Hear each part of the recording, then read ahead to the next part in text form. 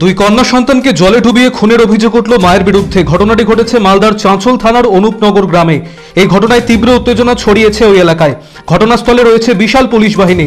ঘটনায় জড়িত অভিযুক্তের মা এবং দুই কন্যা সন্তানের দিদাকে গ্রেপ্তার করেছে চাঁচল থানার পুলিশ।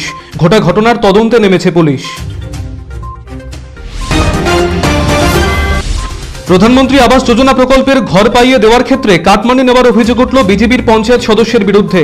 এ ঘটনায় চাঞ্চল্য ছড়িয়েছে হরিশ্চন্দ্রপুর 1 নম্বর ব্লকের হরিশ্চন্দ্রপুর গ্রাম পঞ্চায়েত এলাকায়। তৃণমূল পরিচালিত ওই পঞ্চায়েতের গড়গড়ি এলাকার বাসিন্দা উর্মিলা ওরাও বিজেপির সদস্য লালু ওরাওয়ের বিরুদ্ধে এই মর্মে বিডিওর কাছে অভিযোগ দায়ের করেছেন। ঘটনা খতিয়ে দেখার আশ্বাস দিয়েছেন বিডিও অনির্বাণ বসু।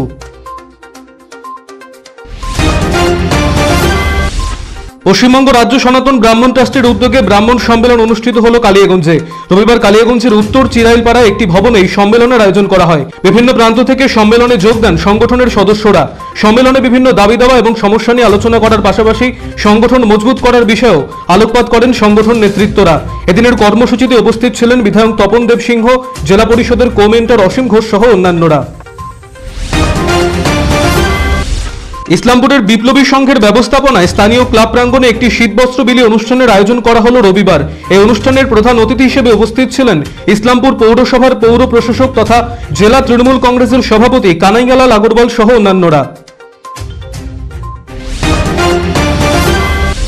দীর্ঘদিন ধরে আর্থসামাজিক উন্নয়ন থেকে পিছিয়ে রয়েছে মালপাহাড়িয়া জনজাতি। এই পরিস্থিতিতে এই সম্প্রদায়ের মানুষের উন্নয়নে সংঘবদ্ধ হয়ে কিভাবে উন্নয়নের ছোঁয়া তাদের মধ্যে পৌঁছে দেওয়া যায়, মূলত সেই লক্ষ্য নিয়ে বিভিন্ন জেলায় সভা, সেমিনার এবং আলোচনা সভা অনুষ্ঠিত হচ্ছে মালপাহাড়িয়া জনজাতির। রবিবার রায়গঞ্জে ওই সংগঠনের উদ্যোগে বিশেষ সভা অনুষ্ঠিত হয়। সেখানে উপস্থিত ছিলেন সন্তোষ ভাষ্য, রামজীবন আহারি, শম্ভুনাথ গিরি সহ অন্যান্যরা।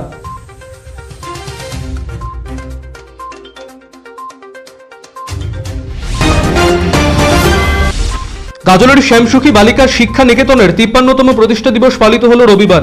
প্রতিষ্ঠা দিবস উপলক্ষে অন্যান্যবার আড়ম্বরপূর্ণ অনুষ্ঠানের আয়োজন করা হলেও এবছর করোনার সংক্রমণের আশঙ্কায় অনুষ্ঠান সংকুচিত করা হয়েছে। গাজলের পঞ্চায়েত সমিতির সভাপতি রেজিনা পারভিন, বিদ্যালয়ের পরিচালন কমিটির সভাপতি জয়ন্ত ঘোষ সহ অন্যান্য বিশিষ্ট ব্যক্তিবর্গরা এদিনের অনুষ্ঠানে উপস্থিত ছিলেন। কেন্দ্রীয় সরকারের নয়া কৃষি আইন বাতিলের দাবিতে বিক্ষোভ কর্মসূচি আয়োজিত হলো ইটাহারে। রবিবার ইটাহার থানার সুরুন 1 নম্বর অঞ্চলের গোরাহার গ্রামে মহানন্দা নদীর পারে বিহার এবং বাংলার যৌথ কৃষক আন্দোলনের সভামঞ্চের উদ্যোগে এই বিক্ষোভ কর্মসূচির আয়োজন করা হয়।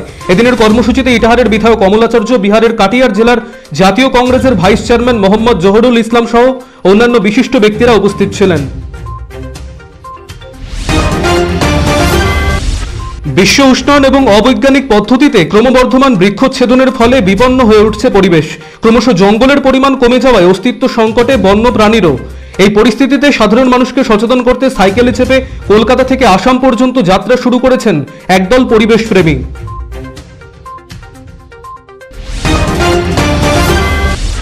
হেমতাবাদ স্বর্ণশিল্পী ব্যবসায়ী সমিতির 21তম বার্ষিক সভা আয়োজিত হল রবিবার। এদিন স্থানীয় কাশিমপুর প্রাথমিক বিদ্যালয় প্রাঙ্গণে আয়োজিত এই সভায় সাংগঠনিক বিভিন্ন বিষয় আলোচনা করা হয়।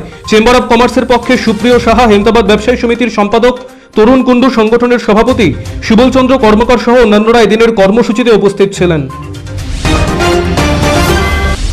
নাবালিকাকে অপহরণের অভিযোগে এক যুবককে গ্রেপ্তার করল দক্ষিণ দিনাজপুরের বংশীহারি থানার পুলিশ। পুলিশ সূত্রে জানা গিয়েছে, ধৃত ওই যুবকের নাম বিশ্বনাথ সোরেন। দৌলতপুর এলাকার এক নাবালিকার সঙ্গে প্রেমের সম্পর্ক গড়ে উঠেছিল তার, কিন্তু বাড়ির লোক মেনে নেবে না বলে ওই নাবালিকাকে ফুসলিয়ে নিয়ে পালিয়ে যায় ওই যুবক। ঘটনার পর থানায় অভিযোগ দায়ের করা হলে তদন্তে নামে পুলিশ। খবর পেয়ে 4 দিন পর ওই যুবকের এক আত্মীয়ের বাড়ি থেকে ওই নাবালিকাকে উদ্ধার করে পুলিশ। গ্রেপ্তার করা হয় অভিযুক্ত যুবককেও। রবিবার গঙ্গারামপুর মহকুমা আদালতে তোলা হলে বিচারক অভিযুক্তকে 14 দিনের জেল হেফাজতের নির্দেশ দেন। কিছুদিন আগেই তৃণমূল ছেড়ে বিজেপিতে যোগ দিয়েছেন বিধায়ক দীপালি বিশ্বাস। রবিবার বিজেপির তরফে মালদা বিজেপি পার্টি অফিসে তাকে সংবর্ধনা দেওয়া হয়।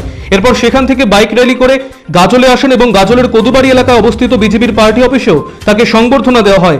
রঞ্জিত বিশ্বাস, মালদা জেলা পরিষদের সদস্য সাগরিকা সরকার, গাজল ব্লক বিজেপি নেতা ঠাকুরদাস সরকার সহ অন্যান্যরা এদিনের কর্মসূচিতে উপস্থিত ছিলেন।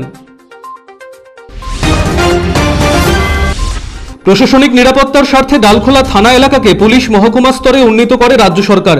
এসডিপিও হিসেবে নতুন দায়িত্বভার গ্রহণ করবেন ইসলামপুরের ডিএসপি হেডকোয়ার্টার দেবাশিস রায়।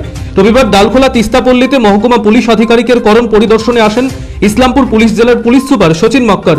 প্রশাসনিক কাজের সুবিধার জন্য এই সিদ্ধান্ত বলে জানিয়েছেন তিনি। প্রার্থীর নাম ঘোষণা না হলেও পুরোদমে প্রচারে নেমে পড়ল বিজেপি। রবিবার এই ইস্যুতে বালুরঘাটে বিজেপির একটি নির্বাচনী মিছিল এলাকার পথ পরিক্রমা করে। মিছিলে দলীয় প্রার্থীকে ভোট দেওয়ার আবেদন জানানো হয়। তবে কিভাবে প্রার্থী তালিকা প্রকাশ না হতেই তারা ভোট চাইছেন তা নিয়ে উঠছে প্রশ্ন। উত্তর দিনাজপুর জেলার করণদিঘি ব্লক তৃণমূল কংগ্রেসের প্রকাশ্য সভার আয়োজন করা হলো রবিবার। আলতাপুর হাইস্কুল মাঠে কেন্দ্রীয় সরকারের বিভিন্ন জনবিরোধী নীতির প্রতিবাদে এই সভা অনুষ্ঠিত হয়। এই সভায় উপস্থিত ছিলেন জেলা যুব তৃণমূল কংগ্রেসের সভাপতি গৌতম পাল সহ অন্যান্য তৃণমূল কংগ্রেস নেতৃত্বরা। আসন্ন বিধানসভা নির্বাচনকে সামনে রেখে তৃণমূল কংগ্রেসের জনসভার আয়োজন করা হলো মালদা জেলার রতুয়ায়। এদিনের সভা থেকে কেন্দ্রীয় সরকারের বিভিন্ন জনবিরোধী নীতির বিরুদ্ধে সোচ্চার হন তৃণমূল কংগ্রেস নেতৃত্ব। পরিবেশিত হয় বাউল গান এবং সাঁওতালি নৃত্য। পাশাপাশি এদিনের জনসভায় স্থানীয় কংগ্রেসের দুই নেতা আরজাউল হক এবং অমূল্য মণ্ডল তৃণমূল কংগ্রেসে যোগদান করেন। তাদের হাতে দলীয় পতাকা তুলে দেন উপস্থিত নেতৃত্ব। এদিনের কর্মসূচিতে ইয়াসিন শেখ, পায়েল খাতুন, শামসুল হক সহ অন্যান্য নেতৃত্বরা উপস্থিত ছিলেন।